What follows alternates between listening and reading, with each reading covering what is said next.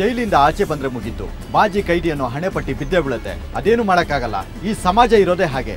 ಆದರೆ ಆತ ಜೈಲಲ್ಲಿದ್ದಾನೆ ಅಂತ ಗೊತ್ತಾದ್ರಂತೂ ಆ ಕುಟುಂಬಕ್ಕೆ ದೇವರ ದಿಕ್ಕು. ಅಷ್ಟೊಂದು ಹಿಂಸೆ ಮಾಡ್ಬಿಡ್ತಾರೆ ಈ ಜನ.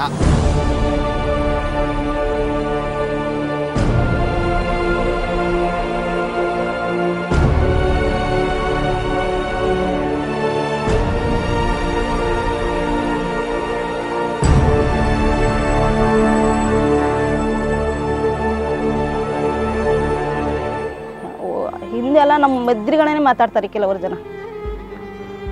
ಅದೇ ಮಕ್ಕಳಿಲ್ಲ ಅಪ್ಪ ನೋಡಿದ್ರೆ ಜೈಲಿಗೆ ಹೋಗಿದ್ರೆ ಮಕ್ಕಳೆಲ್ಲ ಜಗಳ ಮಾಡ್ತಾರೆ, ಅಪ್ಪ ಥರ ಆಗಬೇಡ ಕಣೋ ಹಂಗೆ ಹಿಂಗೆ ಅಂತ ನನಗೇನು ಅಂತಾರೆ. ಎಷ್ಟು ಕಷ್ಟಪಟ್ಟಿದ್ದೀನಿ ಅಂತ ನನಗೇನು ಗೊತ್ತದು. ಮಕ್ಕಳಿಗೆ ಮತ್ತೆ 9ನೇ ಕ್ಲಾಸಿಗೆ ಹೋಗ್ತೀನಿ ಅಂತ ನಮ್ಮ ಹುಡುಗಿ ಇದು ಮಾಡ್ತಾಯಿದೆ. ಆದರೆ ಉಸ್ಲಿಗೆ ಕಳಿಸ್ಬೇಕಾದ್ರೆ ಎಲ್ಲಿಂದ ತರಬೇಕು ನಾವು ಫೀಸು? ಹೆಣ್ಣು ಕೊಡೋರು ಇಲ್ಲ, ಹೆಣ್ಣು ತಗೊಳ್ಳೋರು ಇಲ್ಲ, ಗಂಡು ಕೊಡೋರಿಲ್ಲ, ಹೆಣ್ಣರು ಕೊಡೋರು ಇಲ್ಲ. ನಿಮ್ಮ ಪರಿಸ್ಥಿತಿ ಅವ್ರು ಜೈಲಿಗೆ ಹೋಗಿದ್ದಾರೆ, ಅವ್ರು ಕೆಟ್ಟ ಜನ ಅಂಥೇಳಿ ಅಪರಾಧದ ಮೇಲೆ ಬರ್ತಾರೆ ಹೋಗ್ತಾರೆ. ಬರೀ ಇದೇ ಹೇಳೋದೇ ಹೊರತು ಅದು ನಮ್ಮ ಕಷ್ಟ ಏನಿದೆ ಅಂತ ಅವ್ರು ಅರ್ಥ ಮಾಡ್ಕೊಳ್ಳಲ್ಲ.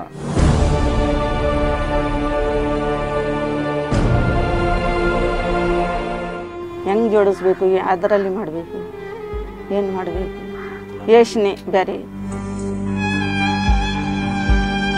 ಮನೆಗೆ ಒಂದು ಗಂಡು ದಿಕ್ಕಿದೆ ಅಂತ ಹೆಣ್ಣು ತನ್ನೆಲ್ಲ ಕಷ್ಟಗಳನ್ನು ಅವನ ಬಳಿ ಹೇಳ್ಕೊತಾಳೆ. ಆದರೆ ಇಲ್ಲಿ ಕಷ್ಟ ಕೇಳೋರೆ ಕಷ್ಟದಲ್ಲಿದ್ದಾರೆ. ಹೀಗಾದ್ರೆ ಈ ಕುಟುಂಬಕ್ಕೆ ಯಾರ ದಿಕ್ಕು?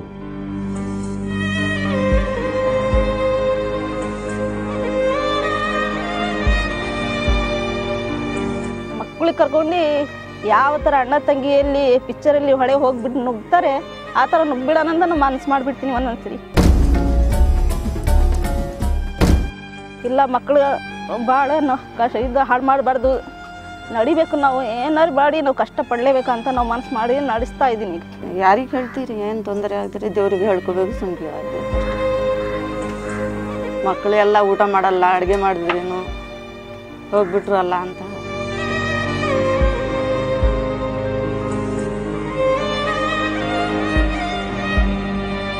ಹನೀಫಾ ಜೈಲಿಗೆ ಬರುವಾಗ ಆತನಿಗೆ 3 ಜನ ಮಕ್ಕಳು, ಈಗ 7 ಜನ. ಮುಂದೆ ಅದೆಷ್ಟಾಗುತ್ತೋ ದೇವ್ರಿಗೆ ಗೊತ್ತು. ಆದರೆ ಅವರಿಗೆಲ್ಲ ಹೊಟ್ಟೆ ತುಂಬ ಅನ್ನ ಇಲ್ಲ, ಉಡೋದಕ್ಕೆ ಮೈ ತುಂಬ ಬಟ್ಟೆ ಇಲ್ಲ. ಇವರ ರಕ್ಷಣೆಗೆ ಹನೀಫಾ ಮತ್ತು ಆತನ ಅಣ್ಣ ತಮ್ಮಂದಿರು ಬರಲೇಬೇಕು. ಬರ್ತಾರಾ ಅನ್ನೋದೇ ಸಂಶಯ.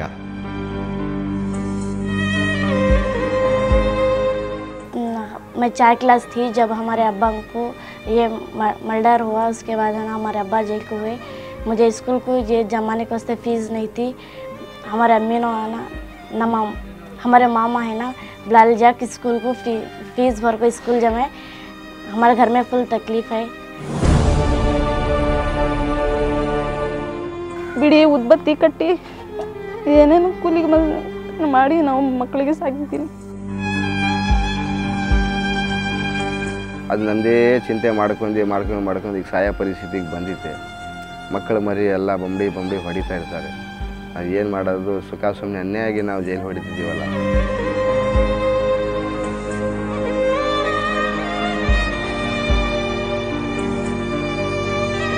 ಇವರೆಲ್ಲ ತಮ್ಮ ಕಷ್ಟ ತೊಡ್ಕೊಂಡ್ರು. ಆದರೆ 7 ಜನರನ್ನ ಹೆತ್ತು ಅವರೆಲ್ಲರನ್ನು ಜೈಲಿಗೆ ಒಪ್ಪಿಸದ ಆ ಮಹಾತಾಯಿಯ ಗೋಳು ಯಾರಿಗೂ ಬೇಡ. ಸರಿಯಾಗಿ ಕಿವಿ ಕೇಳಿಸದ ಆ ತಾಯಿಯ ಕಣ್ಣಲ್ಲಿ ಕಣ್ಣೀರು ಕೂಡ ಬತ್ತಿ ಹೋಗಿದೆ. ಕಣ್ಣೀರು ಬಂದರೂ ಒರೆಸಿಕೊಳ್ಳುವ ಕೈ ತನ್ನ ಶಕ್ತಿ ಕಳೆದುಕೊಂಡಿದೆ. ಈಕೆಯ ಮುಂದಿರುವುದು ಒಂದು ಸಾವು, ಮತ್ತೊಂದು ಕೂಡ ಸಾವೇ.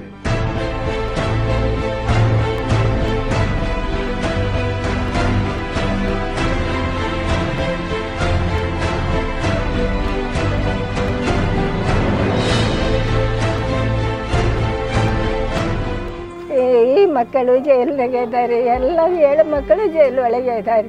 ಸೊಸೆರು ಕೂಲಿ ಅಲ್ಲಿ ಮಾಡ್ಕೊಂಡು ತಿಂತಾ ಇದ್ದಾರೆ.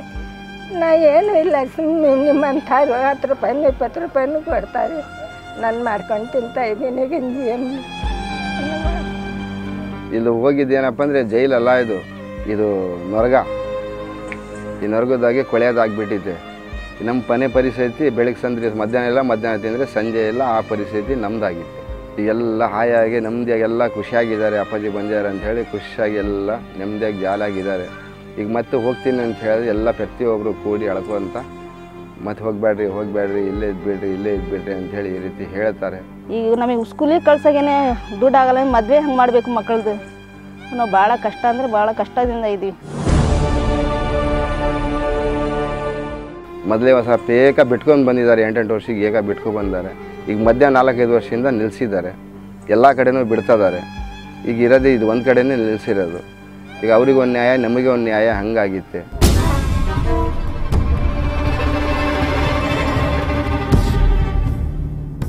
ಕರ್ಮ ಕಳ್ಕೊಳ್ಳೋಕ್ಕೋಸ್ಕರ ತಲೆ ಮೇಲೆ ಚಪ್ಪಲಿ ಹೊಟ್ಕೊಂಡು ತಿರುಗಿದ್ರೆ ಪಾಪ ವಿಮೋಚನೆ ಆಗಲ್ಲ. ತಿನ್ನೋ ಅನ್ನ ಕಿತ್ಕೊಂಡ್ರೆ ದೇವ್ರು ಕೂಡ ಕ್ಷಮಿಸಲ್ಲ. ಹಾಗೆ ತಪ್ಪು ಮಾಡಿದವನನ್ನ ನ್ಯಾಯ ದೇವತೆ ಕೂಡ ಕ್ಷಮಿಸಲ್ಲ. ಇಲ್ಲಿ ಆಗಿದ್ದು ಅದೇ. ಈತ ತಪ್ಪು ಮಾಡ್ದ, ಸಜೆನೂ ಆಯ್ತು. ಆದ್ರೆ ಆ ಸಜೆ ಮಾತ್ರ ತುಂಬಾ ಕಠಿಣ, ಅದು ಜೀವಾವಧಿ.